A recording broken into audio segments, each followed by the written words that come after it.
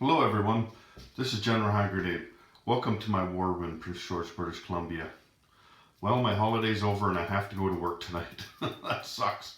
Anyway, I thought I'd make a real quick video here. I don't have enough time to play my game here. I'm in, 1943, so I don't have time to do that today and do the filming for that. I got a bunch of shit I gotta do. Get ready to go back to work, get some groceries and stuff. So anyway, I finally got my order from Shapeways in the mail on New Year's Eve. I'd ordered it on Cyber Monday. Like that's just the Monday after Black Friday. So it took a long time. Probably because it's Christmas season and the mail takes a little longer, and I don't know what took them so long. But anyway, I finally got my order from Shapeways, which is what you need to fill your set, Global War expansion set for Russian super weapons. They don't sell any of the units on the website, the HPG website. You have to go, well, you go there first and find out what you need, and then you go to Shapeways and order them. But anyway, what this set is, there was the Bring in the Heavy set, and that was for the Germans, the Japanese, and the Americans, right? And the Russians didn't get anything out of it, so and it's a three-sided game, right? So this is giving the Russians a bunch of heavy weapons. If they were to come out with a UK set now, then that would be perfect. Then 2 Axis, 2 Allies, and 1 Russian one. But anyway, I don't know if that'll ever happen. We're gonna talk about the Russian set today. So it's actually a really good set and some really nice sculpts. So let's just get into it here. Okay. So this here, these are the instructions. That just tells you, about the set. Hey, look at this, buy it, So not too much. Okay, and then the stats. So I'll show you the weapons here, and we will, and I'll read off the stats for you. Okay, so let's zoom in a bit here. There we go. Okay, so we'll check out these things first. So these are the MiG-9 fighter jets. And so for these, now all of these weapons, except for these down here, the tank destroyers, they did use in the war, and maybe the battleship too, but these weapons were weapons that were on the drawing board but never made it in time for the war, for the most part. And so I know, like, if you're thinking, hey, you can't use those weren't in World War II. The thing is, Stalin's not prosecuting this war on the board here. You are. Like, you're the supreme commander of the Russian army.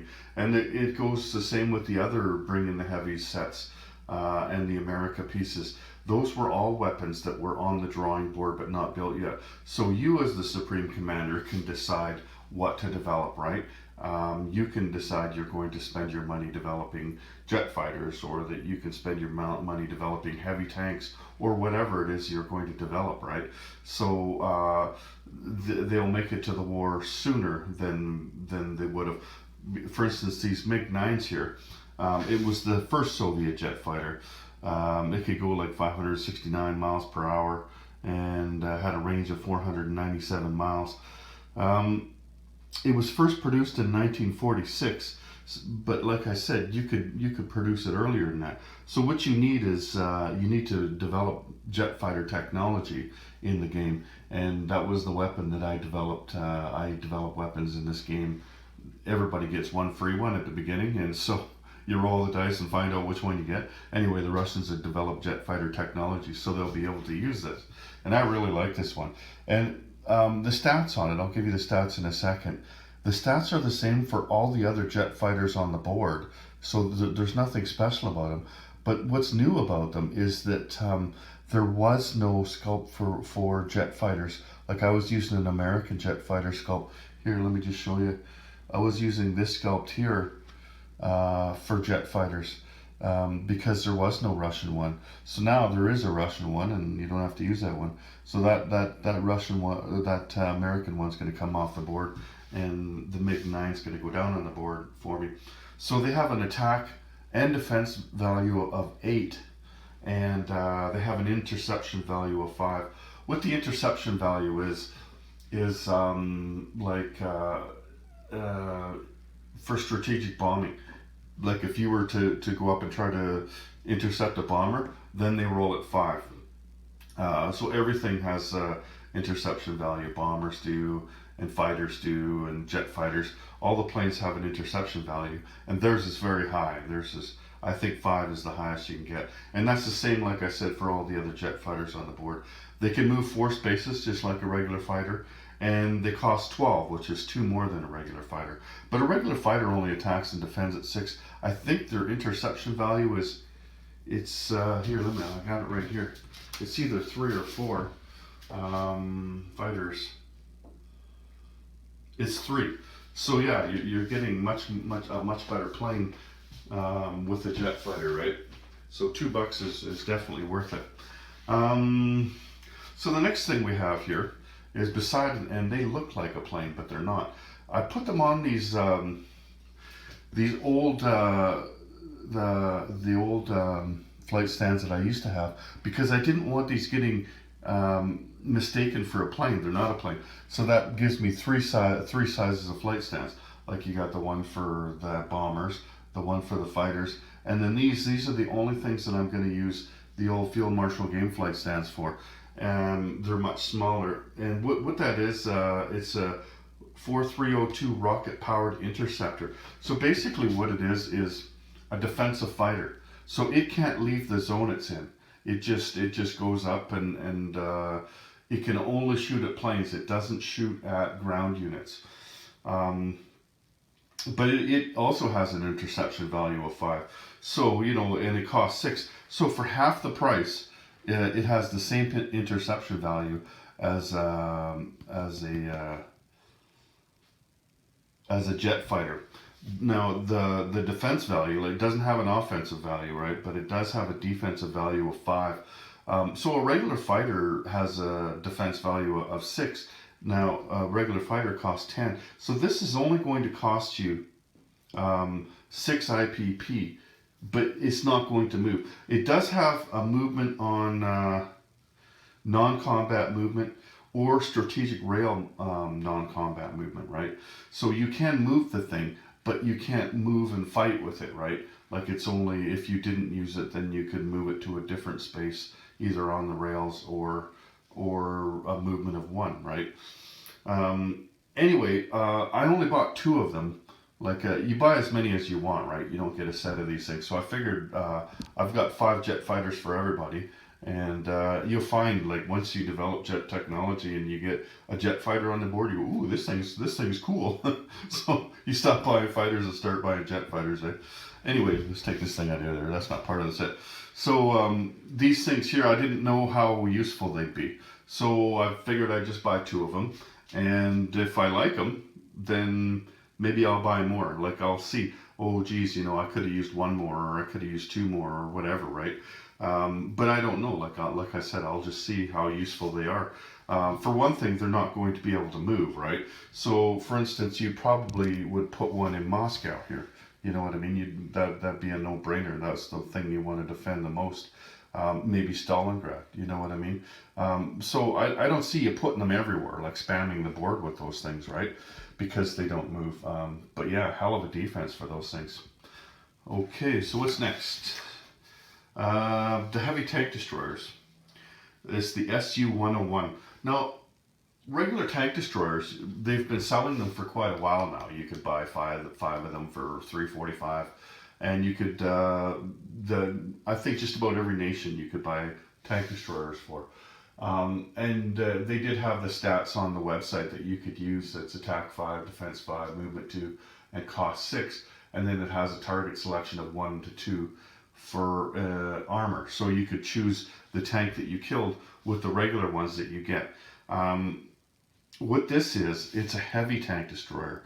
And I was just looking at the stats for the German bringing the heavies, and they also have a heavy tank destroyer, and the stats are the same as this one here. So basically it's a rival for the Yacht Tiger heavy tank destroyer. So what this one is, instead of the numbers being at 5, it is attack 7, defense 7, and cost 8. So basically it's +2 on everything, right? And but the movement is only 1 on this thing. So it's just a behemoth. Like you look at this thing here, the turret on top of it, the turret doesn't move. So you'd have to move the whole tank in order to shoot something, right? So yeah, it would have been a little bit slower. No, it doesn't say it here, but I assume that you have to develop heavy tank technology, right? Before you build it, because it says that on everything else that says heavy tank. They probably just forgot to write that in here. And this one did make it to the war in 1944. So what they're saying here is that you can purchase this thing, but not until January of 1944. And the target selection is 1 to 4 rather than being 1 or 2. So that's pretty good. Like you've got a 1 in 3 chance of hitting the unit that you want. And that's really important when you're fighting against the Germans and say they have some Tigers or even King Tigers on the board, right? Then when you get a hit with one of these things, you just say, I want that Tiger, rather than the guy taking off a mech or something, right? Or an infantry. So yeah, those would be pretty useful. I was wondering about the tank destroyers, though. Like in this game that I'm playing, like they're planning on putting these into the game next year. So what that means, I assume, is that the stats for those are going to be right on the card here. Like here's the Russian card. So I assume that's what they mean, is that they're actually going to include it in the game like that. But one of the things that I was wondering whether it's done right. Like it's got an attack 5, a defensive 6, and a cost 6. I'm talking about a regular tank destroyer here, and like a tank costs 6, and it attacks at 5 and defends at 5, or attacks at 6 and defends at 6. Or no, actually it attacks at 6 and it defends at 5. So a tank is clearly better. A tank can blitz. One of these things don't blitz. I'm talking about the regular ones, not the heavy one, right? So what I'm like I read up about them to find out what they were. Basically, what they built a tank destroyer for was they wanted something with a heavier gun that could penetrate the armor of a tank, but they didn't want. They didn't want to build a full tank to do it because of resources mostly, right? Coming up with that much metal to build a real tank. So they were better on offense than they were on defense. What I think they should do is the attack should be 6 and the defense should be 5 and cost 6. And then the one thing that you get that a tank doesn't get is the target selection of 1 or 2. But anyway, that's just my feelings. So that's the heavy tank destroyer there. And next to that, we have a super heavy tank. Now that's a nice one there. Here, let me just show you that this is the heavy tank here. This is what is that, a KV2, I think? So that's what it looks like next to the KV2. It's actually a pretty nice looking sculpt. It's a sleek design on it there, like it's built low. Okay, so let's just find out about this thing here. It didn't enter service until 1948. 68 metric tons. It mounted a 130 millimeter S70 naval cannon. So these guns here were made for a ship. Had 8 machine guns on it. The thing about this though is it could also achieve speeds of up to 60 kilometers an hour. So despite the fact that it's a heavy tank, it can blitz, right? And it does have target selection of 1. Now the stats on it, like the KV2 that I just showed you there, the stats on one of those would be attack 8, defense 7, and cost 8, right? And they could blitz and they move 2 spaces. So this one here costs you an extra $1, so it costs 9 instead of 8. But it attacks at 9 and defends at 8. So that's +1 attack and defense, and it also has the target selection. Let me just take a quick look over here.